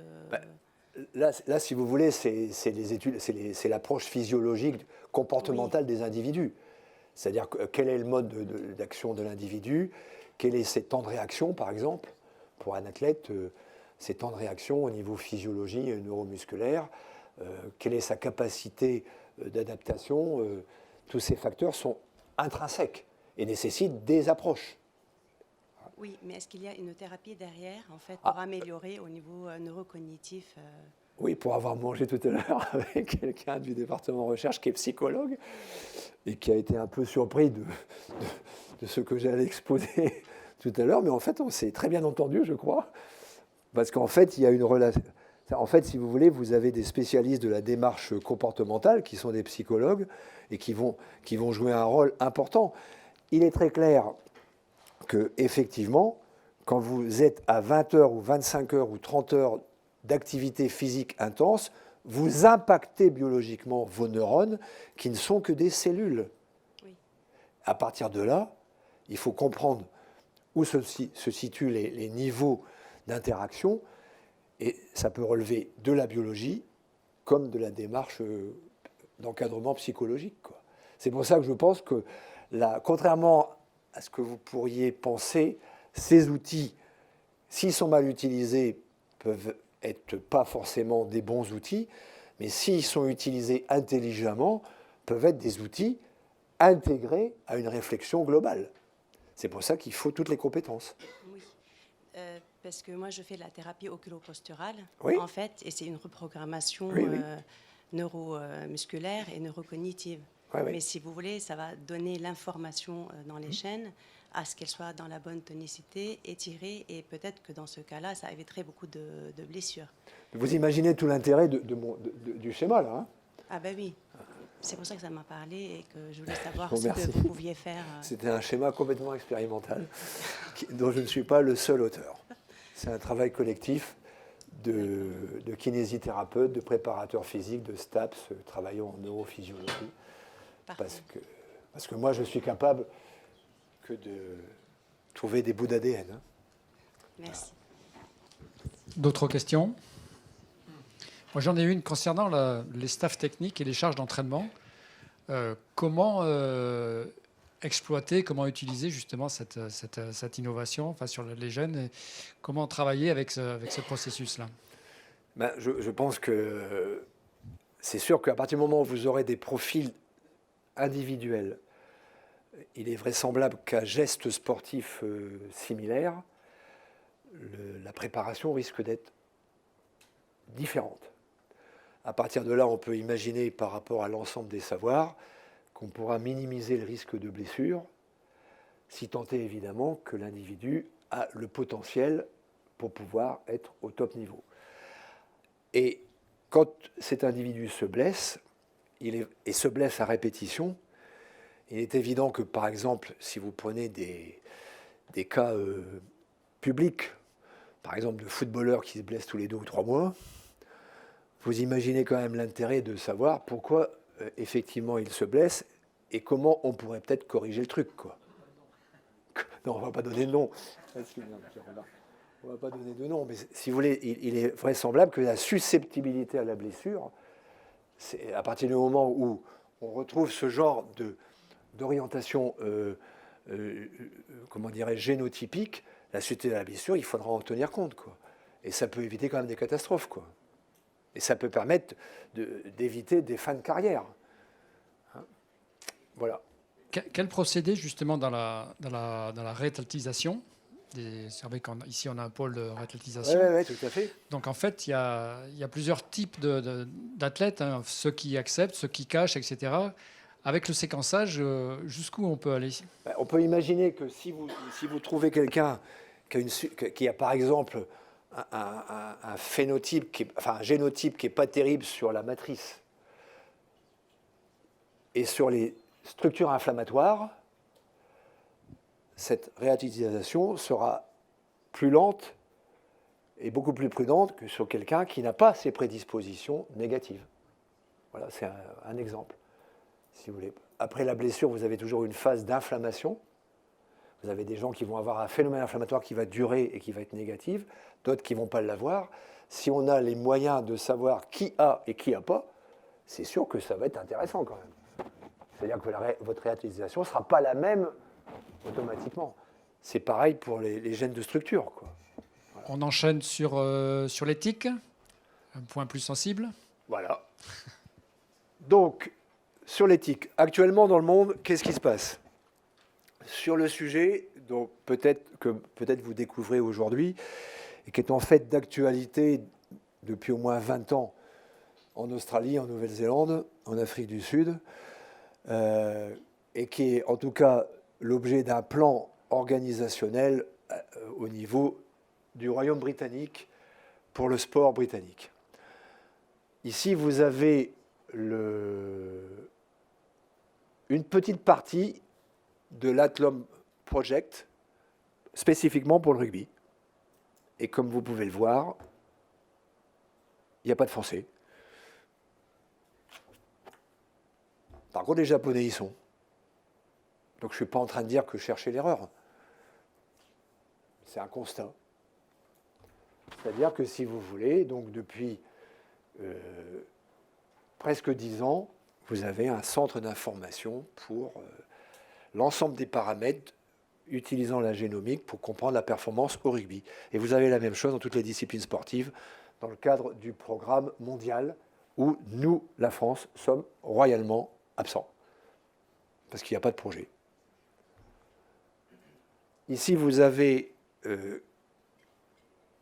un article très récent d'une des grandes maisons d'édition, Elsevier, hein, qui est Elsevier Masson, je crois que c'est la maison d'édition la plus importante du monde du point de vue scientifique.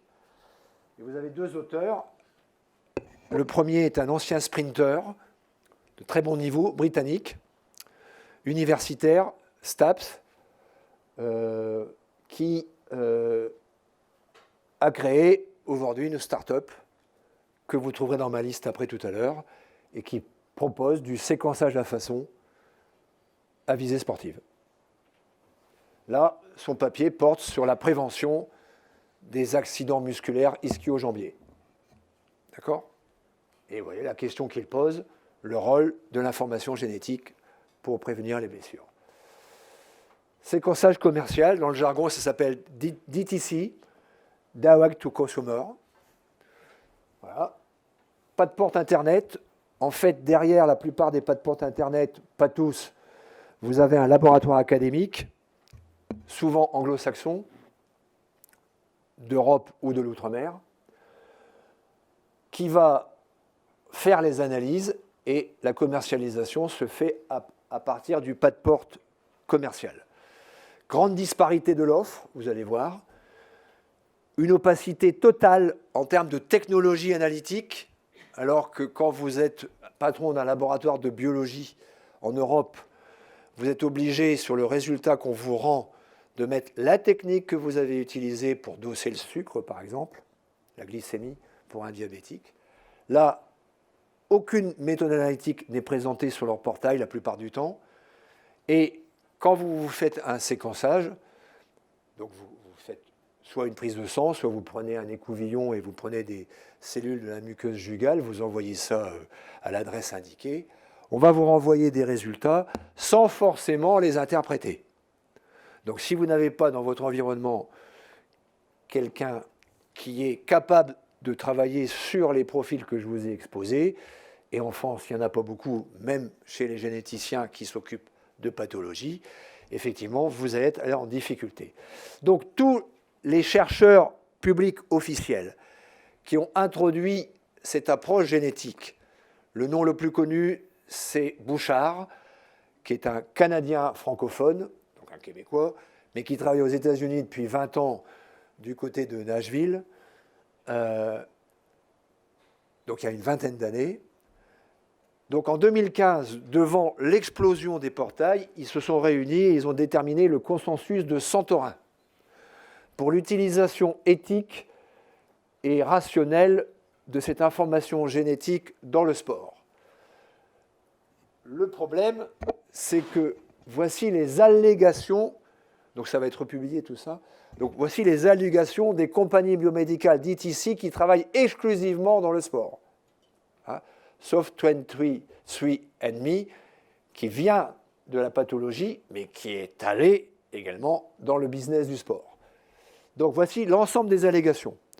Donc vous voyez que dans ces allégations, vous avez la caractéristique athlétique, la personnalisation de l'entraînement, donc caractérisation, personnalisation, on joue sur l'éthique, l'information précoce des parents et des entraîneurs, très utilisée actuellement par les Russes qui jouent au tennis, sur les prédispositions génétiques permettant le succès dans les sports individuels ou collectifs de vitesse, puissance et endurance.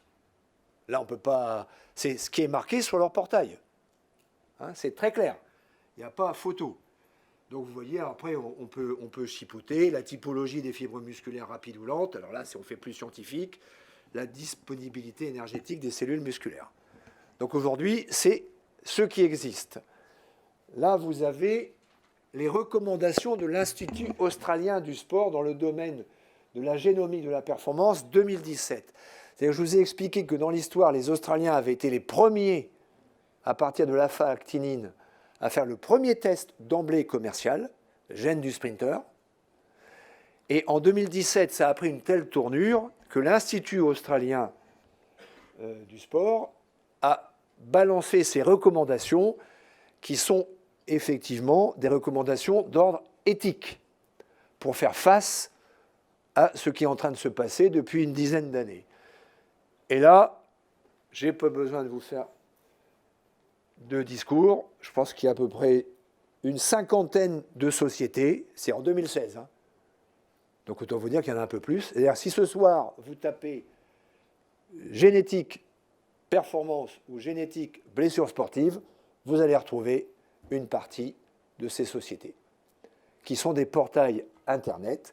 Donc Greg Pickering, c'est DNA Fit, je vous le dis. Hein. Et j'ai même une de mes collègues d'Oxford, qui est une grande balèze de la nutrition, qui à Oxford fait de la nutrition académique, recherche, et qui est directrice scientifique de Fitness Genes à Los Angeles, sous licence, pour faire le séquençage par rapport à la nutrition sportive. Voilà. Donc ça, c'est la réalité 2019. Et là, vous avez le catalogue des gènes qui sont proposés, qui sont proposés à l'analyse. Certains n'en font pas beaucoup, certaines entreprises n'en font pas beaucoup, certains en font beaucoup, et en général, quand on creuse bien, les pas de porte qui en font le plus sont généralement les pas de porte de laboratoires académiques anglo-saxons qui font du transfert de technologie. Ça veut dire que si ce soir, vous voulez vous séquencer sportivement, vous avez les clés de la possibilité de le faire, moyennant finances, bien entendu. Donc je ne vous parle pas des finances, ça dépend du nombre de gènes que vous voulez. Ça va vous coûter entre 100 à 200 euros, ça peut aller jusqu'à 1500 euros, si vous voulez un maximum de gènes. Donc ça va être ma conclusion. C'est-à-dire qu'aujourd'hui, je pense que à partir du moment où on s'intéresse à la performance sportive et à partir du moment où on comprend comment est organisée l'économie du sport, donc l'économie du sport, en 2014, c'est entre 600 et 700 milliards d'euros de financement. C'est une économie qui n'est pas finalisée puisqu'elle est sectorisée. Vous avez les équipementiers, les constructeurs, les organisateurs, les groupes d'influence et de presse. Donc ce n'est pas une économie mature, comme la métallurgie ou le pétrole, qui sont organisées. Elle est dispersée. Ce qui veut dire que cette économie, donc, n'a pas une vision globale de son potentiel. Par contre, la seule chose qui est réelle, c'est que la mine de l'économie du sport, c'est quoi? C'est le corps du sportif. Et je suis désolé de vous le dire, le corps du sportif, ça relève de la vie biologique et on est des mammifères supérieurs. C'est comme ça qu'on se décrit tous les soirs aux 20h. OK? On relève de la biologie. Le corps du sportif, c'est la mine de l'économie du sport. Et pour que cette économie prospère, eh bien, il faut se servir de la mine. Ben, ça veut dire quoi? Ça veut dire qu'il n'y a pas 36 solutions. Soit vous améliorez les performances dans un cadre régulé, soit vous les améliorez ou vous essayez de les améliorer dans un cadre scientifique. Ça veut dire que, grosso modo, qu'on le veuille ou non, on sera donc obligé, par rapport à tout ce que je vous ai présenté et surtout ce qui se fait déjà, de tenir compte de la génomique de la performance pour les professionnels de santé et du sport.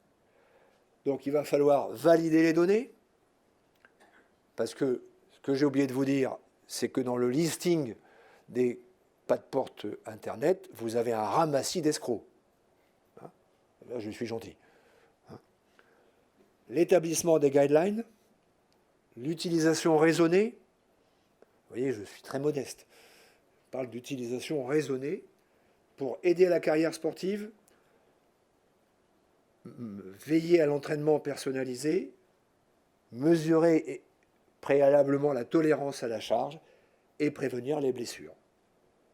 À partir de là, effectivement, vous aurez automatiquement un certain nombre d'informations qui vous diront, comme moi par exemple, que je ne peux pas courir le marathon en 3 heures. Et je m'en étais aperçu avant de me séquencer. Voilà, je vais arrêter là si vous voulez. Merci Gérard pour cette première partie. On va passer encore à des questions. Et puis après, je pense qu'on va illustrer aussi, vous avez quelques exemples. Hein, vous avez une deuxième batterie de... Je vais régler tout ça. Bonjour, merci beaucoup. Une fois qu'on aura établi des profils génétiques de performance, je suis ici, Oui, pardon. de susceptibilité à développer des pathologies, quelles seront les limites autres qu'éthiques à l'utilisation de ciseaux moléculaires à ADN ou des choses comme ça? Encore que si on a une approche comme les Britanniques, bah, du coup on aura la contre-mesure, donc on a plutôt envie d'aller modifier l'ADN pour éviter que le sportif se blesse.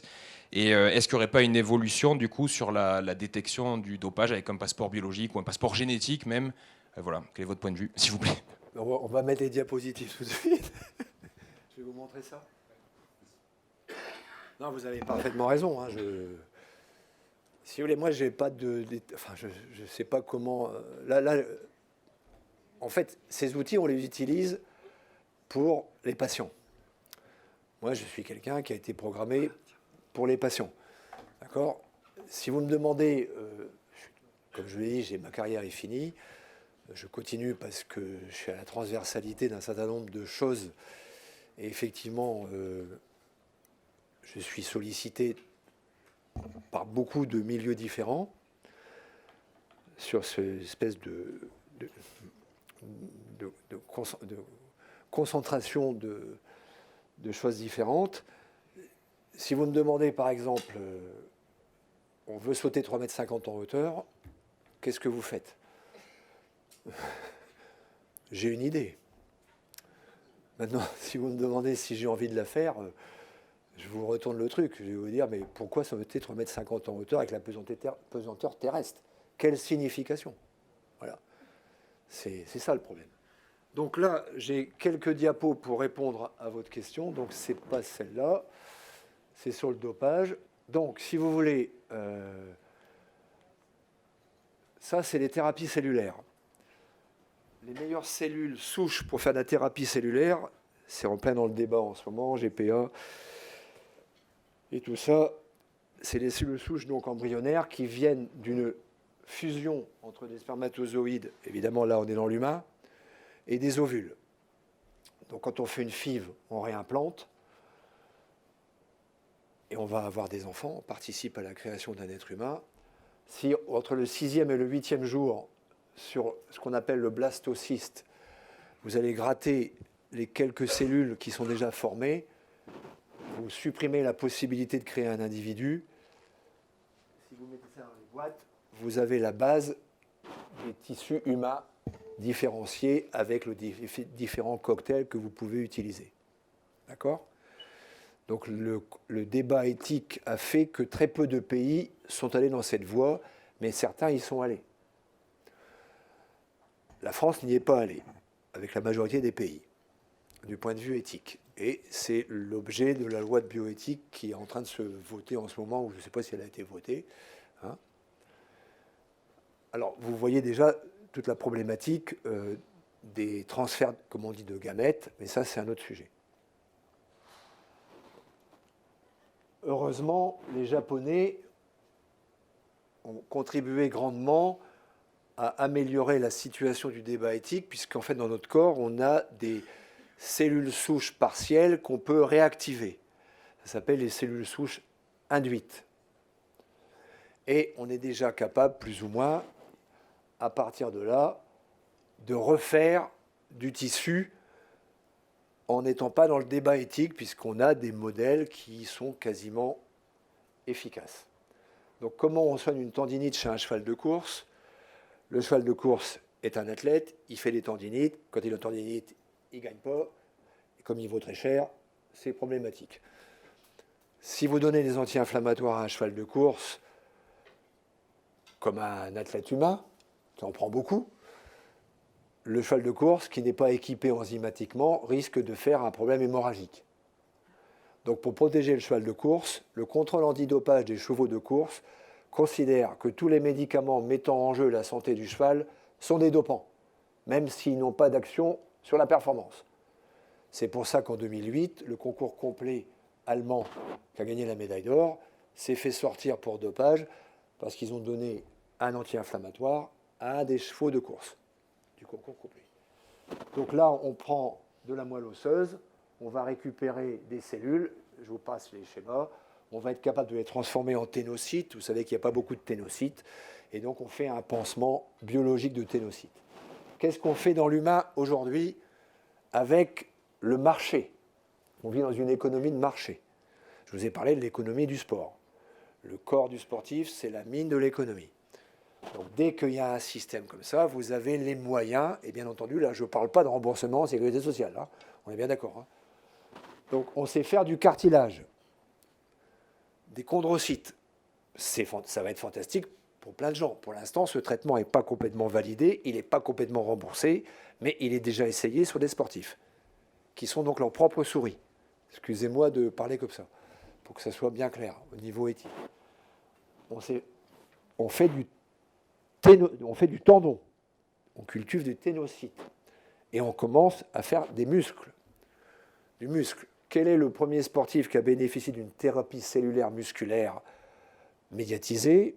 C'était lors de la Coupe du Monde en 2014, quart de finale, équipe d'Argentine, il se blesse, il ne fera pas la finale, il joue actuellement en France. Et il est argentin. Voilà. OK? Donc on est dans cette réalité. Si maintenant on va dans le génique, le génique, c'est la possibilité non pas d'utiliser le potentiel cellulaire, mais on va modifier la structure cellulaire pour la corriger ou l'améliorer ou récupérer quelque chose. Donc qu'est-ce qu'on sait déjà faire pour les patients? Les hémophiles, on les reprogramme.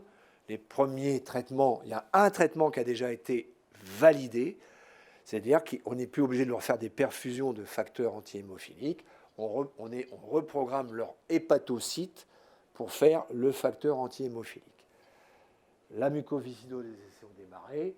Et pour deux grandes maladies hématologiques, la drépanocytose et la thalassémie, qui sont des maladies qui touchent les globules rouges et qui touchent des millions de personnes, avec des formes très graves, on est en train de reprogrammer les cellules de la moelle osseuse pour fabriquer les globules rouges, et ils n'ont plus besoin de transfusion. Le muscle, les myopathes, donc, commencent à bénéficier des thérapies géniques, et je vous ai parlé tout à l'heure de Lee Sweeney, puisqu'il vient, sa thérapie pour contrôler le myocarde et le diaphragme est effective depuis quelques mois, et elle est utilisée. Voilà. Donc, sur un tendon, par exemple, le tendon est faiblement vascularisé. À partir de là, si vous voulez, sur un tendon, il n'y a pas beaucoup de ténocytes ou de ligamentoocytes. Si vous faites une thérapie génique sur des ténocytes, avec de l'IGF-1 qui n'est pas exprimé dans ces cellules, vous allez donc avoir un potentiel de cicatrisation supérieur. C'est de la réparation. D'accord? Vous avez donc un footballeur de 35 ans, fin de carrière, il lui reste 1 an de contrat, il a le rotulien en cliquette. Est-ce que si on fait ce traitement, c'est de la réparation licite ou c'est une amélioration de son potentiel? Une question. Oui. Est-ce qu'on a le droit de réparer? C'est-à-dire que oui. On conçoit très bien de réparer pour des problèmes vitaux, des grands malades, des grandes maladies, mais les sportifs de haut niveau, ce n'est pas un problème vital. Donc, c'est vous qui le dites. Donc modifier le génome des sportifs de haut niveau, ça nous emmène loin.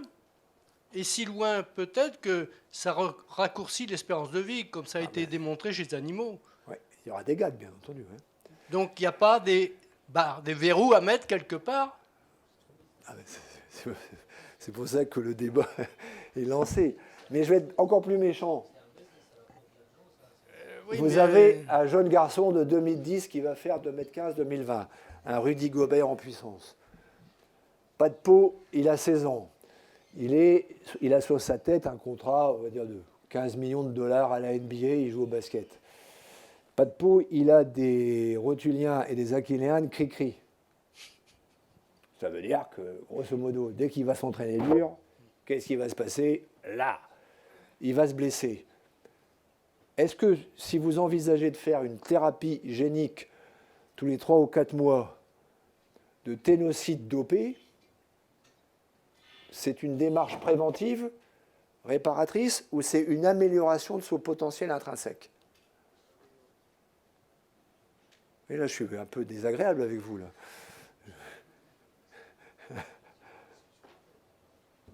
Alors? C'est les deux. Ben, on est d'accord. Et est-ce que vous pensez que dans un système, dans le système dans lequel nous sommes, nous n'envisagerons pas de le faire? Si vous voulez. Oui, mais c'est pour ça qu'il y a des commissions d'éthique. Nous sommes d'accord. Et est-ce que vous pensez que la commission de bioéthique qui a déposé le projet de loi a imaginé ce cas de figure qui se pose? Comment? Certainement pas. Parce qu'il y a un décalage total, en tout cas dans notre pays, entre ce qui est appliqué au sport et ce qui est appliqué au reste des connaissances biomédicales. Donc, si vous voulez, voilà, ça c'est la définition du dopage génique et cellulaire par le WADA, enfin par l'AMA. C'est l'utilisation non thérapeutique des cellules, des gènes, des particules génétiques qui ont la capacité d'augmenter la performance. Or, qu'est-ce que je suis en train de vous montrer? C'est que globalement, ces thérapies sont déjà disponibles et utilisées. Donc, on va mettre le curseur du non thérapeutique. Ça, c'est l'état des lieux par rapport à la génomique, c'est-à-dire que l'Institut australien du sport a listé à peu près 200 gènes humains ou localisation chromosomique associés à la performance athlétique. Donc, entre guillemets, à la performance sportive, intéressant l'économie du sport. Donc vous avez l'ensemble des critères. Hein. Donc pour la taille, il y a au moins 40 gènes différents, donc ce n'est pas du tout facile, hein, contrairement à ce qu'on pourrait penser. Par contre, pour d'autres applications, c'est beaucoup plus facile. Donc ça veut dire quoi? Ça veut dire que inévitablement, avant même qu'on se soit posé la question, un certain nombre de pays, voire un certain nombre d'individus, du point de vue de leur famille ou du point de vue de groupes économiques, font le séquençage de ces athlètes. Maintenant, imaginez que dans le profil puissance explosive, vous ayez l'ensemble des gènes potentiels, sauf un. D'accord? Et pas de peau, tous ceux que vous affrontez ont peut-être le potentiel complet. Est-ce que, si on décide, parce qu'on le possède, si on a la possibilité de faire une thérapie génique de correction sur celui qui manque, est-ce que c'est du dopage? Ou une modification par CRIPS? Est-ce que c'est du dopage? Oui. Eh bien, posez la question à certains juristes, ils vous diront que l'athlète est en perte de chance par rapport à ses concurrents. Mais vous jouez avec un peu avec la nature aussi. Nous sommes d'accord. Ah oui. Moi, j'ai une position. Je vous ai dit que j'avais été programmé pour faire une chose. Je suis un peu éberlué de ce qui se passe. Mais mon rôle aujourd'hui, c'était de vous l'expliquer parce que la vie a voulu que je me retrouve confronté je ne vais pas dire involontairement, on ne m'a pas forcé. J'étais hématologue, je faisais du sport, je travaillais sur le PO. Évidemment, à un moment donné, quand le PO est arrivé, j'étais bien placé pour savoir comment il fallait utiliser le PO et comment il fallait éventuellement peut-être trouver un moyen de la repérer. C'est comme ça que ça a démarré. En clair, j'ai été dépassé. Bon, clairement, aujourd'hui, ces outils, on les utilise pour les applications dites éthiques. Le problème, c'est que d'autres qui n'ont pas la même éthique peuvent l'employer et l'emploient. Est-ce que j'ai répondu à votre question? Actuellement, il y a des traitements qui sont prescrits, oui, qui sont dans la catégorie des produits dopants, et d'autres non. Oui. Donc si sur prescription médicale, on prescrit par exemple le CRISPR-Cas9 pour éviter une pathologie tendineuse ou musculaire, à ce moment-là, pas de problème. Du coup, c'est rentré dans cette règle-là. Maintenant, est-ce qu'il n'y a pas un intérêt justement pour, a posteriori, savoir si c'est rentré dans une prescription médicale ou si c'était pour améliorer les performances, de faire évoluer le passeport biologique ou un passeport génétique, pour justement avoir quelque chose avant. Comment on va pouvoir le diagnostiquer, ça, comment on va pouvoir le détecter, ce dopage-là? Là, je vais répondre tout de suite à votre question. J'ai fait une mauvaise manœuvre là. Si vous me demandez des trucs qui ne sont pas détectables, je vais vous en montrer quelques-uns. La question... Voilà, ok. Donc là, par exemple, IGF-1, c'est l'hormone de croissance du foie. C'est à la fois un facteur de croissance tissulaire et une hormone de croissance. Si vous l'utilisez pour une blessure musculo-tendineuse en facteur de croissance tissulaire, c'est autorisé. Si vous l'utilisez en préparation, c'est interdit. D'accord? Maintenant, si vous avez le moyen de contrôler ça, je prends rendez-vous avec vous tout de suite, puis on essaye de faire affaire, parce que la demi-vie de l'IGF-1, c'est 30 minutes dans l'organisme. Je peux vous... Oui. Deux remarques. Je pense que votre discours technologique pourrait éloigner les entraîneurs en disant tout ça, ça m'échappe. Oui. Et je crois en fait que ça fait le contraire. Sur moi, ça me déculpabilise. Parce qu'on essaye de faire pas trop mal. Et il y a des entraînements qui passent pour presque tout le monde et pour d'autres, ça passe pas. Donc je me dis en fait... il y a peut-être à individualiser mieux. Ouais.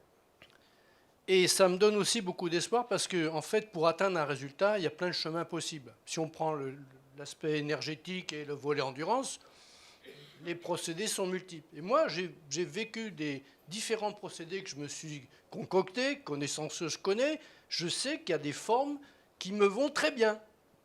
Et d'autres pour le même objectif. D'autres qui me vont moins bien. Donc, pour moi, ça reste du domaine du ça me va ou ça me va pas, mais je pense qu'il y a des explications que je ne maîtrise pas, mais ça m'ouvre des voies créatives pour mieux gérer l'individualisation de l'entraînement. Mais je suis complètement d'accord avec vous. Donc on n'est pas obligé de passer, enfin on n'est pas obligé. Le fait d'avoir des connaissances peut vous éclairer de nouvelles stratégies d'entraînement. Et si la biologie est là au passage, pourquoi pas, mais en même temps, je dis, les entraîneurs ont aussi, s'ils réfléchissent un peu, ils ont de quoi faire. Là, les outils que je vous ai montrés, c'est des outils qui, de toute façon, quoi que vous le vouliez, sont déjà utilisés par les compétiteurs que nous affrontons. Hein. On est d'accord, le constat, il est fait. Hein. Donc, le programme 2024, si j'ai bien compris, il y a une agence nationale du sport. Vu qu'une partie des performances sportives viennent quand même du corps, il faut peut-être s'occuper des outils qui permettent de comprendre la performance qui vient du corps. Ça veut dire que ça aurait peut-être que 2024, on aurait pu imaginer une espèce de réflexion sur le sujet qui nous réunit aujourd'hui.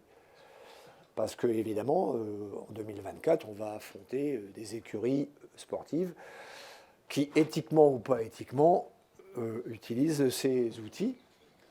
Alors, par rapport à ce que vous avez dit, il est évident que, comme nous sommes des êtres uniques, ces outils sont très introspectifs et permettent d'aller à l'unicité de l'individu.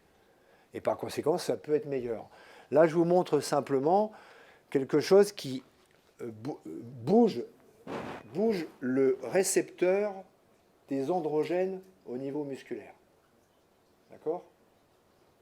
C'est-à-dire que on n'est plus obligé de donner, en fait, les androgènes, donc les anabolisants, étaient utilisés en médecine, en particulier chez les vieilles personnes, notamment les femmes, pour lutter contre la sarcopénie, par rapport aux fractures du col du fémur.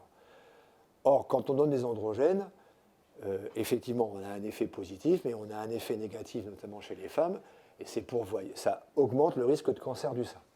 D'accord ? À partir de là, si vous voulez, la recherche biotechnologique a permis d'agir sur le récepteur qui est comme une serrure par rapport à l'androgène qui est comme une clé électronique et on bouge la sensibilité du récepteur. D'accord ? Donc ces molécules vont être utilisées pour ne pas donner d'androgène à des populations qui ont besoin d'anabolisme. Dans les sarcopénies chroniques, par exemple. Eh bien, le problème, c'est que c'est une des bases moléculaires très modernes du dopage aujourd'hui, et en particulier de ce qui a été utilisé dans l'environnement russe. D'accord ? Voilà. Et ça pose problème au niveau des contrôles. Donc vous avez des inhibiteurs de la résorption musculaire, c'est comme des missiles. Tout à l'heure, je vous ai parlé de la myostatine.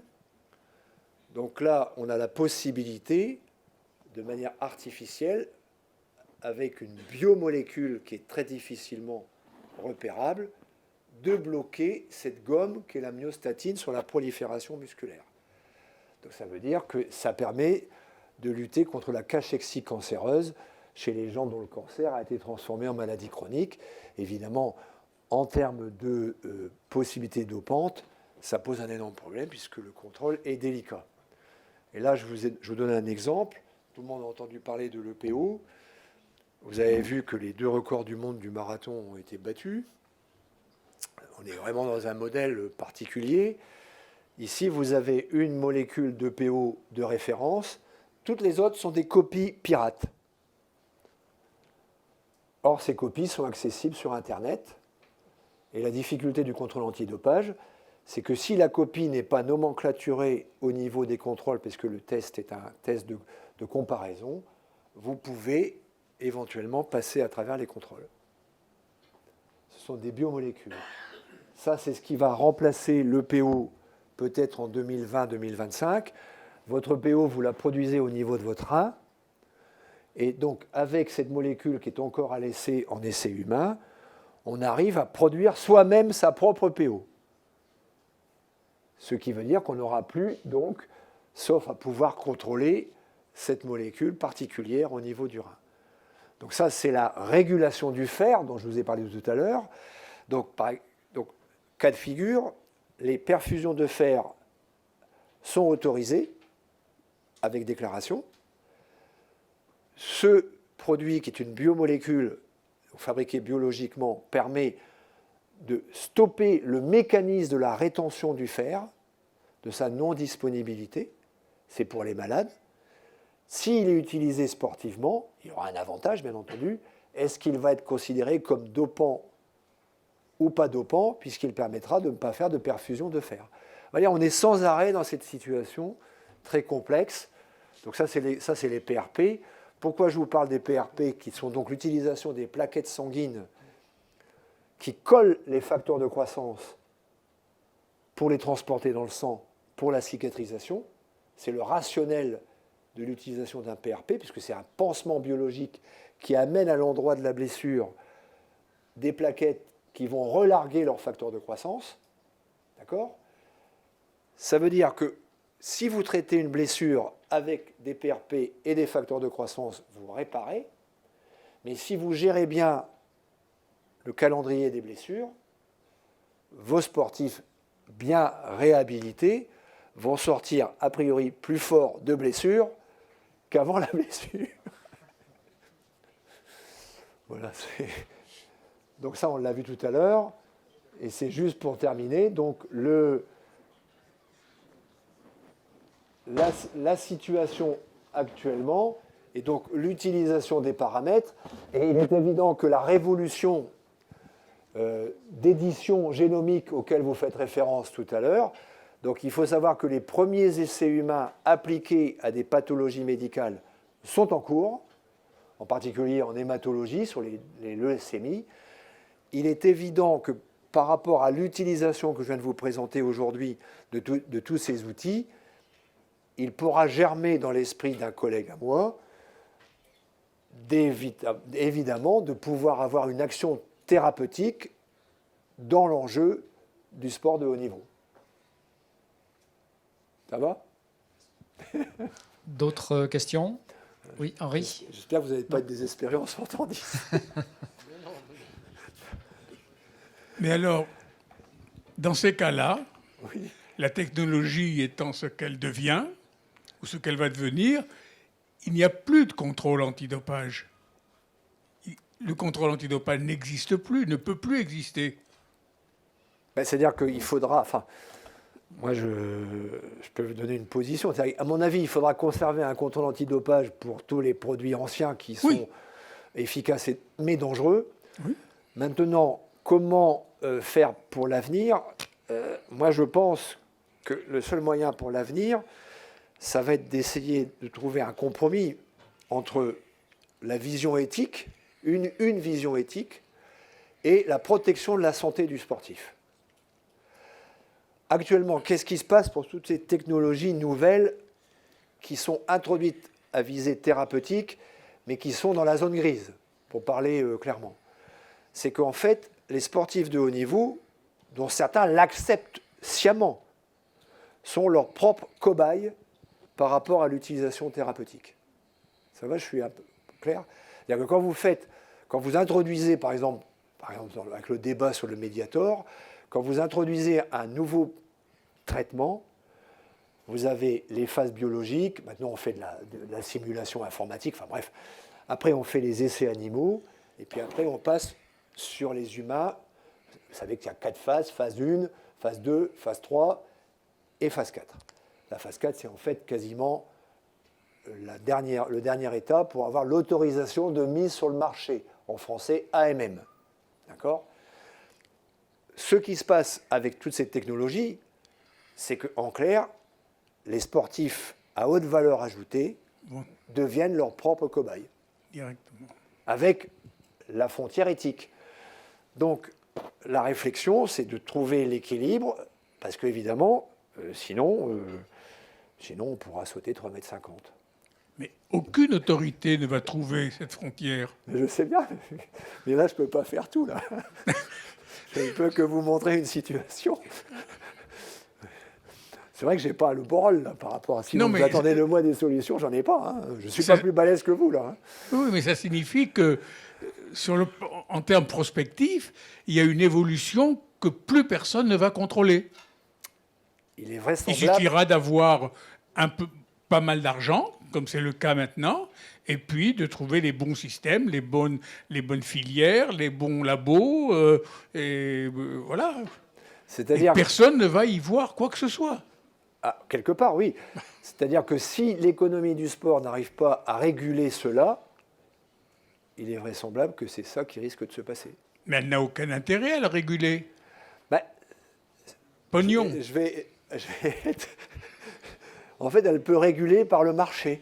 C'est-à-dire que si son marché, si elle s'aperçoit qu'en laissant faire n'importe quoi, elle ne s'y retrouve pas économiquement, elle peut essayer de réguler. Je ne sais pas si je suis bien clair. Si vous voulez, on peut le penser. Pour avoir vécu l'affaire du Tour de France, l'UCI n'a pas voulu le passeport en 99. Armstrong a gagné. Ça s'est enclenché. On n'a plus rien faire. Et il a gagné cette fois. Et derrière, il n'y a pas eu non plus beaucoup de vainqueurs parce que les autres avaient fait la même chose. À partir du moment où ils se sont aperçus qu'économiquement, ce modèle économique commençait à gagner moins d'argent parce que ça n'avait plus de crédibilité, ils ont fait que le cyclisme, aujourd'hui, est intrinsèquement la discipline individuelle la plus contrôlée et peut-être la plus propre par rapport à ce qu'on voit dans l'athlétisme aujourd'hui. Voilà. Ça veut dire que c'est un vœu pieux de ma part, hein. Je suis conscient de ça. Mais je ne vois pas de... Par rapport aux outils que je vous ai présentés aujourd'hui, et dont pour beaucoup vous avez l'impression de les découvrir, ce que je fais là, ce n'est pas de la prospective. C'est un bilan. Un bilan d'une situation qui a mis 15 ans à s'installer et qui est utilisée. Voilà. Juste une dernière question. Est-ce qu'on peut se dire que finalement, c'est l'économie qui va réguler tout ça? Je reviens un petit peu au sport de haut niveau et la détection du talent. Donc, à quoi ça sert d'entraîner tous les jours, 2 fois par jour, des sujets dont on sait qu'ils tolèrent mal les charges? Ça coûte très cher. Oui. Donc, autant prendre des dispositions en amont. Est-ce que c'est acceptable de raisonner comme ça? C'est une des approches qu'ont un certain nombre de mes collègues qui se sont lancés dans cette approche. C'est en particulier l'approche de quelques collègues qui ont mis en place des start-up en dehors d'Europe et aux États-Unis pour pouvoir faire du séquençage, pour passer au-delà des freins éthiques. En fait, l'idée, c'est de dire, puisqu'on est dans un système d'économie, en faisant ça, au moins on investit, on ne prend pas le risque d'investir sur quelqu'un qui ne pourra pas être champion, donc économiquement rentable dans le système tel qu'il est aujourd'hui. Et de plus, comme il ne pourra pas le faire, on ne prend pas le risque qu'il rate sa vie et qu'il se blesse. Voilà. Maintenant, c'est à nous de voir comment ça peut se goupiller, ce raisonnement. Mais ce raisonnement, il est parfaitement imaginable et il est déjà défendu par un certain nombre de collègues. Merci Gérard, Merci bien, Gérard. Voilà. pour cette intervention. Merci, c'est très riche et très intéressant. Merci à la régie, merci au pôle formation, à la médiathèque. Juste un mot, je vous invite à vous procurer l'ouvrage de L'ouvrage. Gérardine et de Patrick Laure, je crois. Oui, Patrick Laurent. 2018 de sur terrain. le suivi biologique du sportif. Alors depuis 2017, donc c'était là où était rendu le manuscrit, ça a certes un peu bougé, mais vous avez là un bon marchepied pour approfondir vos connaissances. Voilà, merci. Merci à Bernard, merci à Henri pour l'organisation. Prochaine date prévisionnelle le 26 novembre.